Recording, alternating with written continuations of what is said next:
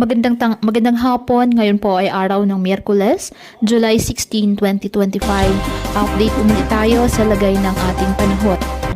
Low pressure area sa loob ng ating Philippine Area of Responsibility ay isa na pong ganap na bagyo ayon sa Pag-asa at ngayon ay pinangalan ng bagyong Krising.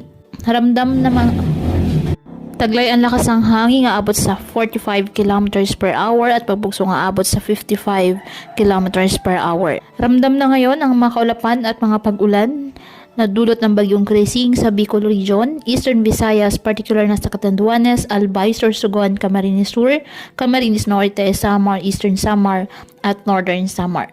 Asahan din po mga pag-ulan sa natitirang bahagi ng ating bansa dulot ng low pressure. Dulot ng habagat na pinalakas ng bagyong Krising. Sa ngayon, wala pa pong nakataas na tropical cyclone wind signal sa namang bahagi ng bansa.